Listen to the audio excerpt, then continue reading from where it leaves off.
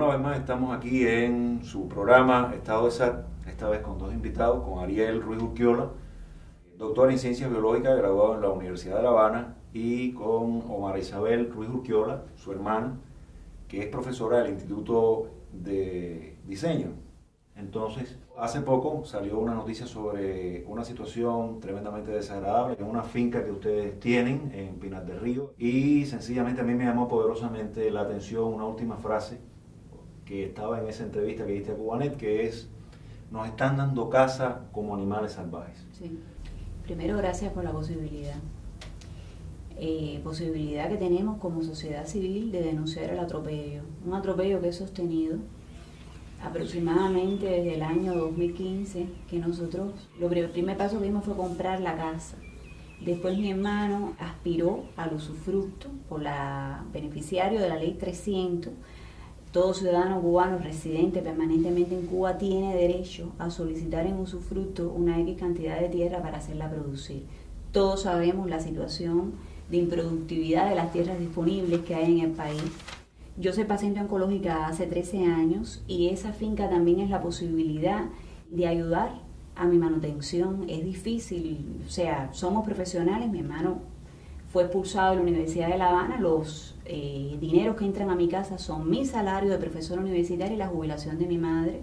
Si lo llevamos a CUC o a dólares, ¿cuánto es al mes tu salario? Bueno, saca la cuenta, son 699 pesos, creo, 700 pesos. 240 son 10, 500 serían 20, no llega a 30. Esa maravilla es mi salario, y la jubilación de mi madre, que fue profesora, fundadora de la Lenin y tal, son 200 pesos y pico, o sea, que esa cuenta nunca va a dar. De manera tal que dimos, mi mamá y yo, en involucrarnos en este proyecto, además de ayudar a mi hermano a nivel familiar, a nivel filial, vimos también una esperanza económica. Luego nos fuimos involucrando, vimos el lugar. Es un lugar muy singular, el Valle de Viñales, Los Mogotes, realmente es un privilegio. Y necesitaba esa tranquilidad. A nivel personal necesitaba ese espacio, esa otra actividad en mi vida. Una esperanza, un sueño. Un proyecto, vamos a llamarlo un proyecto porque somos personas también bastante realistas. Ya comprada la casa, solicitando el usufructo, comenzó el acoso. O sea, el usufructo es algo que se da rápidamente, expeditamente, por la situación crítica alimentaria que tiene el país. Sin embargo, a mi hermano se le demoró más que a los demás. Incluso, habíamos sembrado café y a mi hermano se le dijo que lo dejara sembrado, pero que no podía intervenir en la plantación de café. Plantación de café que cuando ya yo pude entrar, mi hermano estaba en el extranjero trabajando en una universidad extranjera, que es parte de los ingresos que logran entrar a la familia, a Dios gracias. Amigos y yo entramos a Cafetal a tratar de sanearlo, de limpiarlo. Ya la mala hierba era más alta que las posturas de café. Ustedes plantan dentro del área que es de ustedes. Si está dentro del área, ¿cómo el Estado te dice que no puedes seguir con la manutención de ese café? Voy a explicar. Y luego es como que ya pierdes toda esa tierra o ese trabajo, ese dinero, nadie te lo reembolsa. ¿Cómo es la cosa? La historia de esta finca o de esta biograma que queremos hacer como un proyecto tiene un antecedente científico. La gran riqueza de la Sierra de los Órganos no se circunscribe al Parque Nacional Viñales. La fuerza motriz fundamental de este proyecto agrícola, de este proyecto agropecuario, es simplemente el mal uso que se le estaba dando a la tierra dentro de estas áreas de gran importancia para la preservación del genofondo de las especies que viven en esta Sierra de los Órganos, y nosotros queríamos hacer en una primera instancia una estación ecológica para montar un vivero inteligente de especies forestales de conjunto con especies productivas. De manera que nos acercamos a un campesino que vivía lindando con el área núcleo de la Sierra del Infierno, donde estaba en venta la casa, y a este señor se le convence para que venda no solamente la casa, sino que venda la tierra al Estado para darle un mejor uso.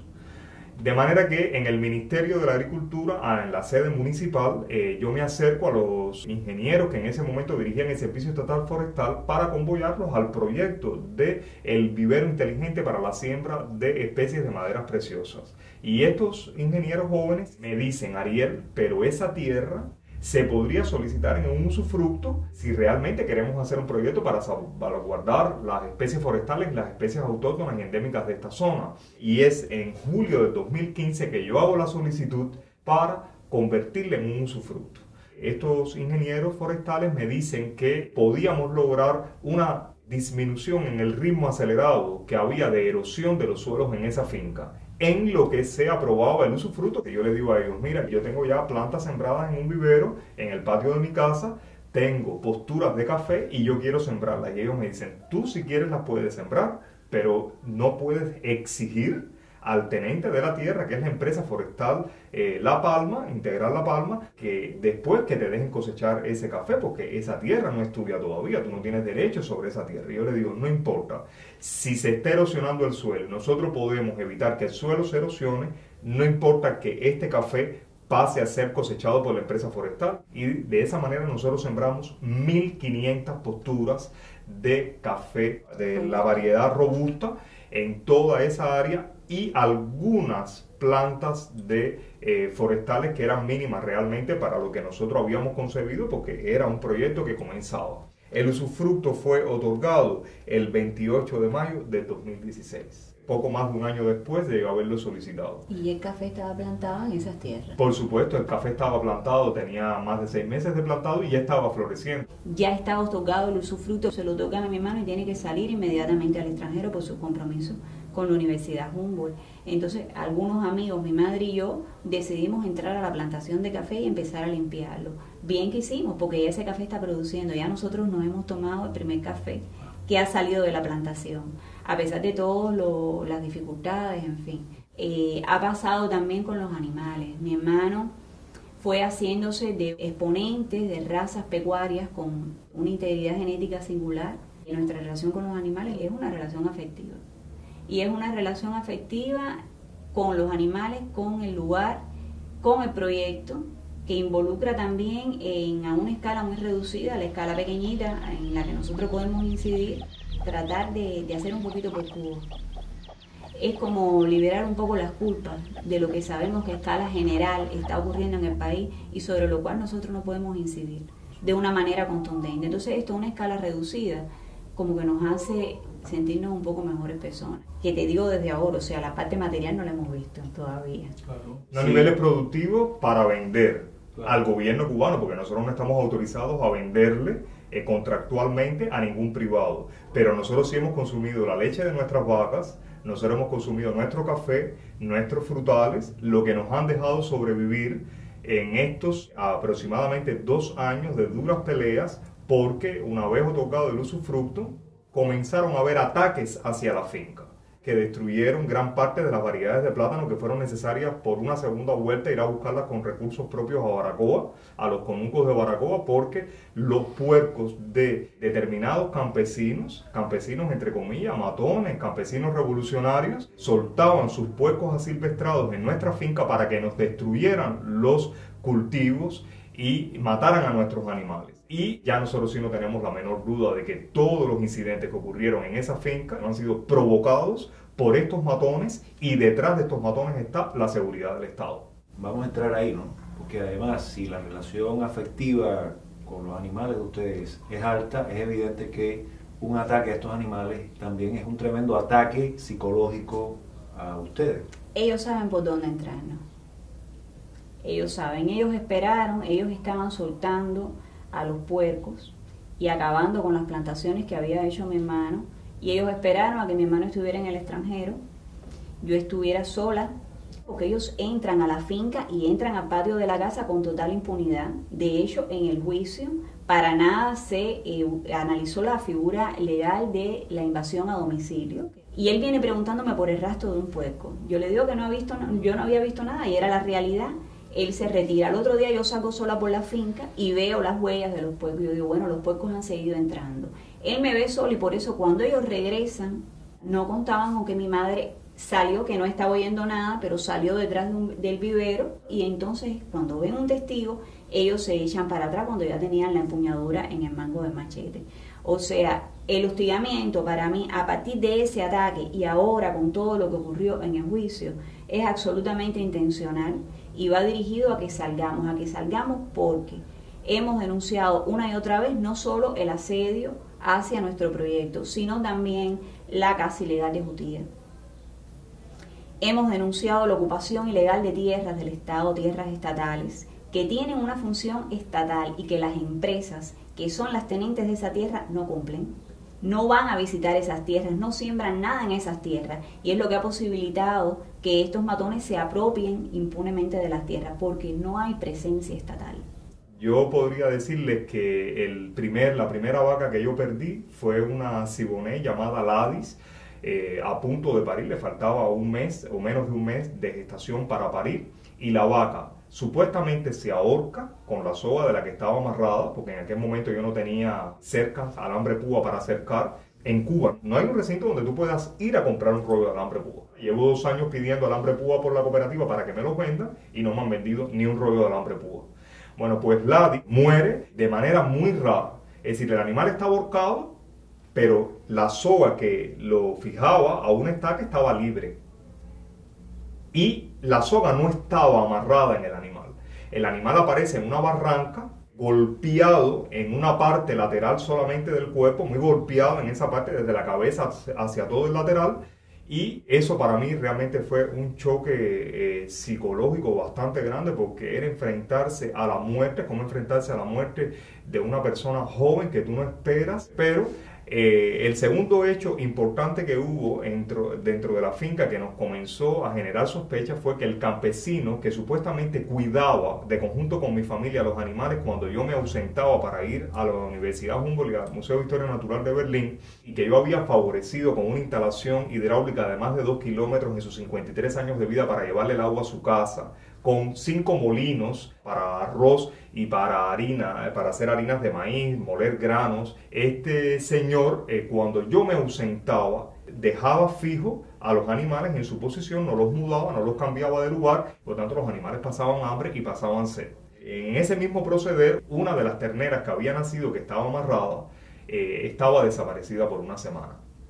Él decía que era que se la habían robado, que esto, que lo otro, y gracias a otro campesino, 1 día y medio después de búsqueda, encontramos a la ternera totalmente amarrada dentro de un bosque, y no se murió porque, como la madre estaba suelta, iba y le daba de lactar a la ternera. Por eso esa ternera no se murió en ese momento.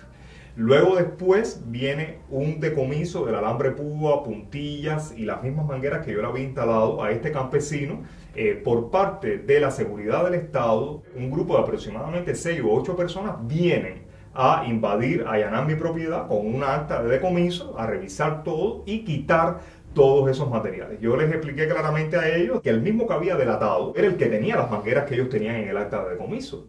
Evidentemente el decomiso no se llega a efectuar porque yo no había comprado nada ilegal, de todo había una factura que había sido mediado por este mismo delator, por este mismo campesino, que su nombre es Jesús Rodríguez Grandía, alias El Tape. Esto estaba todo ocurriendo a la par de que yo voy a la Feria Internacional Agropecuaria de Bayamo a comprar el pie de cría de Santa Gertrudis, porque como mismo te expliqué lo del plátano y lo de la caña y lo de cítricos y de otras muchas cultivares, lo mismo estábamos haciendo con ganado mayor. Y entonces cuando yo regreso me encuentro que mis 3 vacas siboneyes tenían una infección urinaria grave que se manejaba no solo en una cistitis que tenían en el orine, sino en una caca necrótica, y que se tomaban el propio orine donde ellas estaban amarradas. Es decir, había una intencionalidad de este hombre en provocar una infección renal o en provocar cualquier cosa sobre mis animales para que yo perdiera estos animales de alto valor genético, que además perdiéndolo yo lo perdí el país porque no son míos, son del país, como todas las reses de este país. Yo logro sacar de la infección bacteriana a el grueso de las vacas y las terneras, excepto a una vaca, la más descomunalmente grande de todas ellas, Marixa, que se muere en nuestras manos porque no le podemos asegurar bien el cuello, ya después que había pasado la infección. Cuando nosotros la logramos incorporar en una parihuela hecha rústicamente por nosotros, con ayuda de campesinos locales, no le fijamos lo suficientemente el cuello y el animal, por el propio peso de la cabeza, muere. Pero la esencia de la muerte del animal y su condición de enfermedad fue provocada por este hombre que no le dio agua durante prácticamente 10 días a estos animales que se tomaban su orine. Luego, yo siento, trabajando en la finca, el mugido de una vaca como cuando se mata. Y al otro día, cuando yo encuentro la vaca, una vaca lactante, parida, con una cría, estaba matada a un costado de mi casa. Por eso yo no la encontraba, porque me era imposible creer que al lado de mi casa hubiera ocurrido el siniestro. No estaba enredada con ningún bejuco colorado, a su alrededor había bejuco colorado cortado. no estaban atados al cuello y los bejucos estaban sobre la vaca. Todavía yo no tenía una claridad de que pudieran haber personas de tan baja calaña para cometer este tipo de crimen contra estos animales, que además es penado por Cuba de manera grave. En un momento llegaron a ser hasta 25 años de prisión. Y yo le retiro fácilmente todo el bejuco colorado, que cualquiera que sepa de campo en Cuba sabe que el bejuco colorado, cortarlo con un machete es incluso difícil. Y el animal no tenía soga porque nuestras vacas andan libres después que se ha podido hacer la frontera de la finca. Y 2 o 3 días antes del juicio, me encuentro a la hija de esta vaca que le estábamos criando a mano, amarrada con bejuco colorado cortado, donde los matones estos han usurpado la tierra del Estado y tienen límite con mi finca. Y ahí estaba amarrada la ternera. Lo que pasa es que no se murió la ternera porque fue menos de 24 horas y porque ella responde a su nombre, que es Fe. Jamás pensé que estuviera en aquel lugar distante. Me responde y yo encuentro a la vaca amarrada con el mismo bejuco colorado. Es decir, tantas coincidencias. Y la otra vaca que amaneció muerta también estando yo en Alemania en circunstancias sospechosas, fue en una barranca de una finca de un vecino donde él nos ha permitido que nuestras vacas estén, dado el escaso pasto, porque todo el pasto lo hemos tenido que sembrar, como en toda granja pecuaria hay que sembrar el pasto. Lo que pasa es que si ellos me meten los puercos y los puercos me comen el pasto,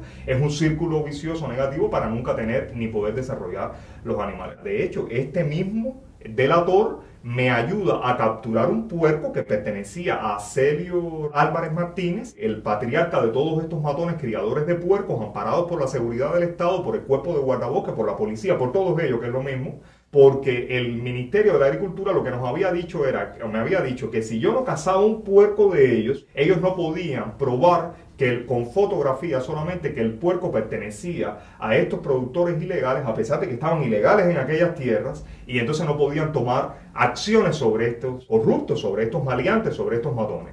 ¿Cuál fue el resultado de esa captura del animal y de toda nuestra energía y llevarlo y demás? Fue devolvérselo a Celio y sus matones, ponerle una carta de advertencia sin ninguna multa, y estas personas obviamente siguieron con su cría extensiva e ilegal de puerco y siguieron metiéndonos los puercos dentro de nuestra finca para destruir cada uno de los cultivares que en estos momentos están todos destruidos. Todos los cultivares que nosotros tenemos ahora están aviverados en un espacio reducido porque en la finca fueron todos destruidos. Hasta este momento en que el hecho de que un periodista y amigo nuestro, Boris González Arena, haya ido simplemente a cubrir un juicio que es público, con todo su derecho como ciudadano cubano y como periodista, secuestrado frente a nuestras caras, lo meten preso, nos mienten donde estaba preso, lo golpean en una de las prisiones, única y exclusivamente para no cubrir un juicio donde a todas luces era el amparo a estos matones, era la evidencia de que la seguridad del Estado, de conjunto con todos los órganos represores del Ministerio del Interior, formaban parte de la destrucción de nuestra finca para que nos fuéramos de allí. Para que se fuera el ejemplo de no caza de jutía, no caza de pájaros como tomeguines endémicos para uso lucrativo, no tala de árboles forestales, no mal uso de la tierra, no más puerco, no más reses en los abastos de agua potable que están todos contaminados porque hasta uno dentro de mi casa lo destruyeron los puercos. No obstante, para que tengan una idea de cuán ha sido el sacrificio de nosotros, yo compré un equipo única y exclusivamente para cortarle el palmiche a las vacas y a los caballos y a los animales porque es un alimento excepcional en lo que el pasto iba desarrollándose, pero cuando el pasto ya tenía una altura así, la caña balila estaba desarrollada, lista para comenzar a plantar, y el quingras que mi hermana había sembrado de conjunto con amigos, campesinos y profesores universitarios, los puercos llegaron y lo destruyeron todo. Bueno, entonces, ¿de cuánto dinero estamos hablando en pérdidas de ustedes por todas estas Yo no creo que sea acciones violatorias? Cada vaca costó 5.000 pesos cubanos. El transporte Han sido 4 vacas muertas. 4 vacas muertas. El transporte de esas vacas desde los lugares nunca fueron menos de 5.000 pesos en un caso, en el otro caso fueron como $300. Todos los sacos de comida que nosotros le hemos comprado, porque nosotros le compramos la comida en La Habana, porque harina de maíz no hay en Viñales, y cuando sacan un saco de chícharo es una explosión de cola y de fajazones en el pueblo para comprar el chícharo. Sin embargo, el chícharo fermentado que nosotros les damos es un muy buen alimento y nos ha ayudado a mantenerlas a ellas. Y son sacos, cada saco de chícharo vale 330 pesos y cada saco de harina de maíz unos 240 pesos. Te podrás imaginar, más el transporte de llevarlo, que no son menos de 100 cuc. Las aves de corral que hemos perdido. Ahora, ¿sabes dónde están criando nuestras guanajas? En la casa. Hay que coger los nidos en el campo e irle quitando huevo tras huevo para cuando ya el animal se eche sobre la nidada, que es el nido vacío, mudarla hacia la casa nuestra, obligarla a echarse en un lugar y crearle un hábito de costumbre, porque si se queda fuera peligra la vida del animal y por supuesto los huevos los vamos a perder. De hecho, el mismo día del juicio, mi hermana iba en camino a La Habana y cuando yo llego a la finca a ver a mi madre que tiene 71 años y está riando las vacas y cuidando las vacas y los caballos con mucho amor y demás, y todos los animales, me encuentro un tiroteo en la finca. Cuando le pregunto a mi mamá, ¿y esto qué cosa es? Y ella me dice, Ariel, desde por la tarde, esto ha sido un tiroteo todo el día. Como tiroteos ha habido en otros momentos cuando yo he estado en Alemania. Cojo con la perra, porque la perra está cuidando también con mi madre, porque no la podemos dejar sola, dado toda la criminalidad de estos matones y la impunidad con la que actúan, producto de la permisividad del gobierno a todas sus instancias. Y cuando llego al lugar, 3 ciudadanos vestidos de camuflaje profesionalmente, desde la gorra hasta sus botas y escopetas con un silenciador, matando jutía con una horda de perros. Ahí en toda esa zona la caza de la jutía está prohibida. La caza de todo, ahí no se puede cazar nada. Esas personas tenían absoluta impunidad y poder en ese momento, yo sentí sobre mi persona. No quiero hablar de más detalles de lo que ocurrió ahí. Quiero decirles con esto es que fue casualmente el mismo día del juicio. Y el hecho de nuestra lucha por los derechos de la naturaleza de ese lugar y por nuestros derechos como ciudadanos y cubanos y como usufructuarios ha dado el pie para generar desavenencias con determinados lumpens de este lugar, que si ocurre un crimen, cualquiera de estos lumpens pudo haber sido, y no la policía que vino a meterme un tiro en la cabeza o a desalojar campesinamente a mi familia. ¿Qué fue lo que pasó? Porque ahí en el juicio me pude enterar de que estos 2 sujetos, los 2 matones que violaron mi domicilio, los 2 tienen antecedentes penales. Uno de ellos tiene 3 antecedentes penales. Yendri Álvarez, el más joven de los matones que invadió mi domicilio, hijo de Acelio Álvarez Martínez, refirió en el juicio que una vez que ellos violaron mi domicilio, como yo les dije que los iba a denunciar con la autoridad, entonces su padre, Acelio Álvarez Martínez, fue a la agricultura y allí un tal Juanito, que es el segundo de la agricultura, en este momento el delegado, está fungiendo como delegado porque no hay delegado de la agricultura en Viñales, les dijo que no iba a pasar absolutamente nada, que ellos no se preocuparan, que ahí no había pasado nada. Por eso cuando yo llego a la policía, a mí además no me aceptan la denuncia. Yo tengo que recurrir a contratar los servicios de un abogado de bufete colectivo para emitir una queja al ministro del Interior, y es cuando baja la indicación a la policía de que me acepten la denuncia. Pero desde el inicio sabía, por una serie de sucesos, que incluso la Fiscalía de Viñales está involucrada en fabricar un expediente donde dejan fuera la figura legal de la invasión a domicilio. Dan credibilidad a todo lo que dicen estos 2 sujetos y sencillamente con una presidenta de tribunal orquestaron toda aquella situación, que es risible por demás. Incluso esta abogada, después de repetir 3 veces que si yo mentía iba a cometer prejuicio, le tuve que aclarar que era perjurio lo que yo cometería, porque ella no conocía, no lo conocía, y al final, cuando le dice a los 2 matones que están totalmente absueltos, les dicen que puede apelar la decisión. Y le ellos explica pueden cómo, apelar, y le explica cómo pueden yo apelar. no puedo apelar, ellos son los que podían apelar y a dónde tienen que dirigirse para apelar el hecho de que han sido totalmente beneficiados con el dictamen de juicio. Bueno, entonces ustedes asistieron a un evento absolutamente surreal. Un circo, sin contar con que Yendri, segundo de la policía en Viñales, es el que dirige el secuestro de Boris. Mi hermano le dice al que lo está deteniendo, muéstrame el acta de detención, y le dice, yo no necesito ni un acta de detención, y mi hermano le dice, pero esto es por la fuerza, y le dice, sí, y a ti también te vamos a llevar. Y yo les digo, pero ustedes ¿de qué están hablando? Y a mí también, dice, y a ti también. Nosotros tuvimos tiempo de correr hasta la acera, y yo le digo, ustedes están completamente locos, la demandante soy yo y estoy acudiendo a una citación oficial. Era la prueba contundente de que verdaderamente hay toda una operación para hostigarnos, para darnos caza, como te había dicho, y sacarnos de ese lugar como animales salvajes, porque sencillamente ellos tienen que seguir cazando jutías, allá arriba tienen que seguir ocurriendo las bacanales.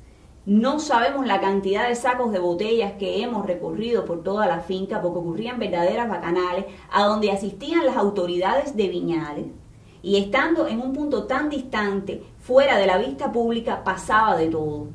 Eso se acabó cuando nosotros llegamos allí. Sí, claro. De alguna manera también se puede concluir que hay una política de Estado y de gobierno, que en Cuba es la misma cosa, por no haber separación de poderes, de arremeter de la manera más brutalmente posible contra cualquier ciudadano que levante su voz o que quiera sencillamente defender su derecho a estar ahí, a vivir, a progresar, a intentarlo. O a defender los derechos de la naturaleza cubana que van por encima del gobierno que esté de turno. Por supuesto. Porque lo que tú extingas ya no va a volver a existir. Viñales ha devenido en polo turístico y Viñales ingresa muchísimo dinero.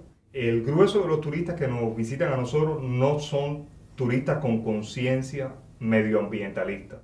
Pero sí quisiera a todos los que estén mirando este estado de SAT que contribuyan con sus traducciones en las lenguas de los países donde viven, que propaguen en todas aquellas supuestas agencias turísticas de corte ecologista que inyectan ecoturistas al Parque Nacional Viñales, que sepan que lo que están sosteniendo es un método no solo represivo sobre determinados ciudadanos en esa localidad, sino es para continuar destruyendo los valores de la naturaleza cubana en la zona más antigua de poblamiento del Caribe insular. Al no calcularse las capacidades de carga del ecosistema para poder asumir a toda esta avalancha de turistas, genera una sobreexplotación de los propios recursos naturales desde el suelo, como es evidencia en mi finca, de que toda una ruta que tuvo que ser prohibida con carteles en 4 lenguas para evitar que todos los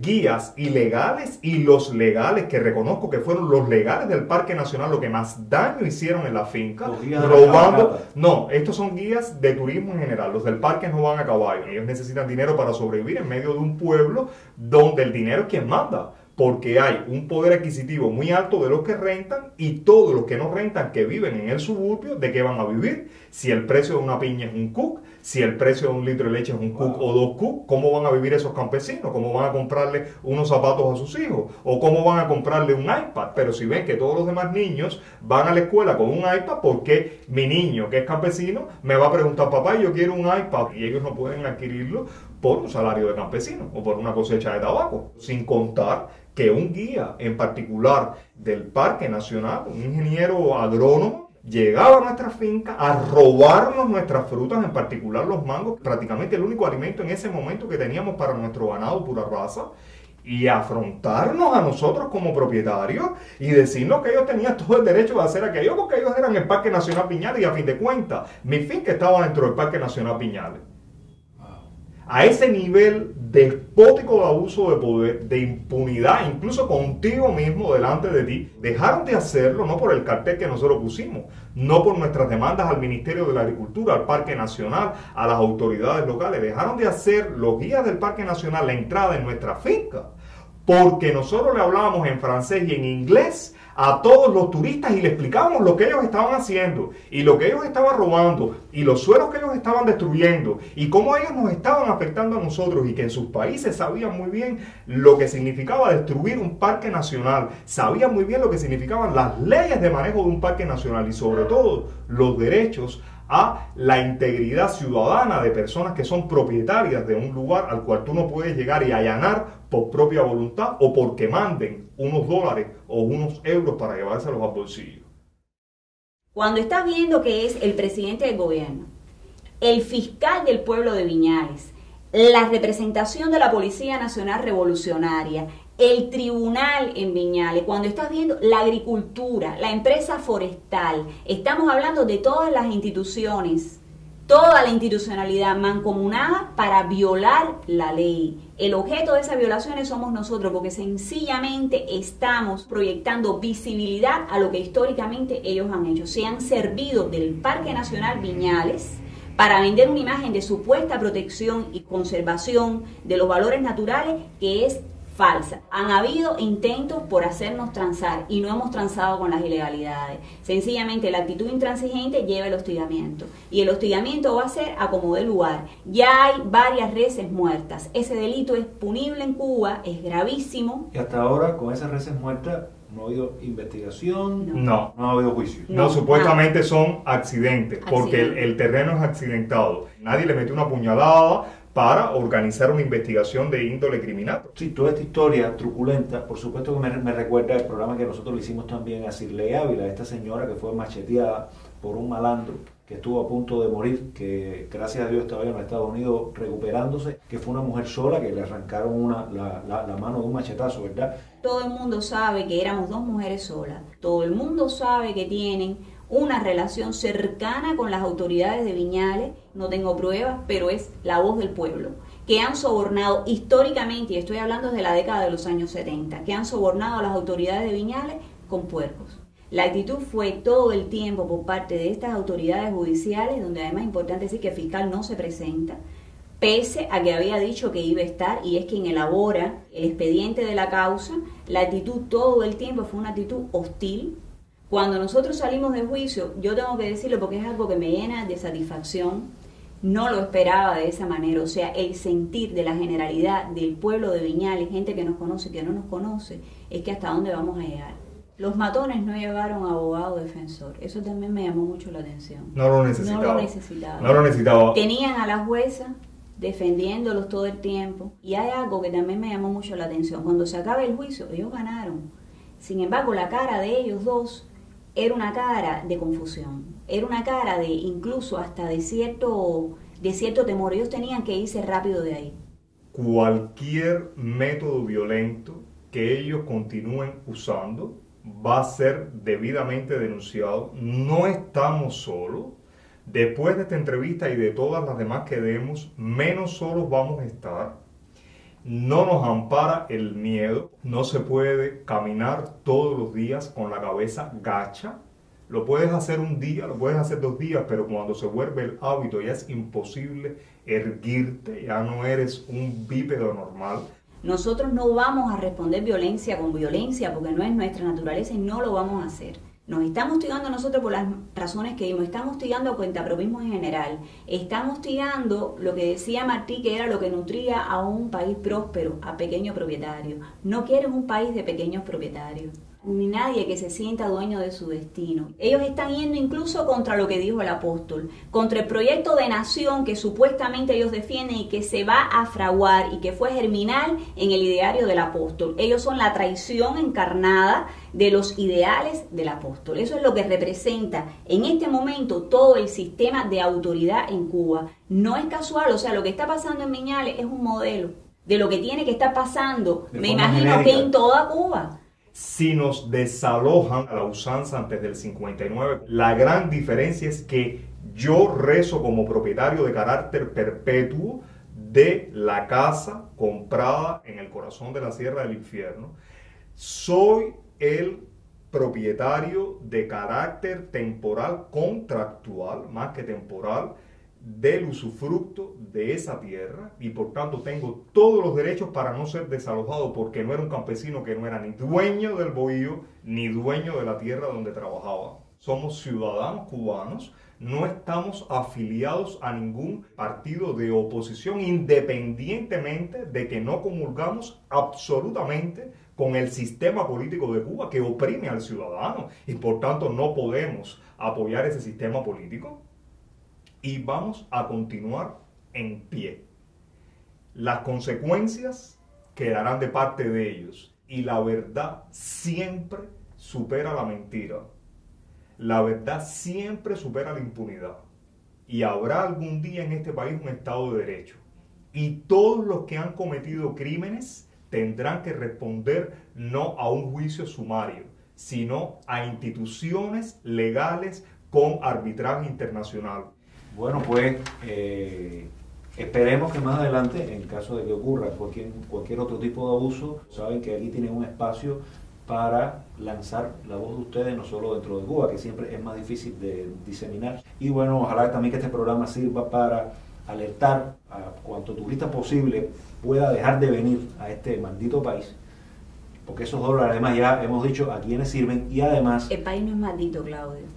Bueno, El hay una país no es maldición en el maldito. país. Ok, eso creo que... Malditos son ellos. Malditos son ellos. Bien, Malditos son ellos. pero están en nuestro país, ¿no? Y Cuba no tiene la sabemos culpa, que la hay culpa una la parada. tienen ellos. Sabemos Ok, perfectamente quién tiene la lógico. culpa. Ni Cuba, ni la bandera, ni el apóstol, son ellos. Por supuesto. Son ellos. Y bueno, Son ellos. esperemos que además también este programa de alguna manera contribuya a que la comunidad internacional tome en cuenta y exista cada vez como una especie de intento para acusar, denunciar al gobierno cubano en cuanto foro internacional exista. Porque es importante que a este Estado, gobierno, a esta tiranía sea cercada, sea aislada y se le retire todo tipo de apoyo. Esperemos que pase.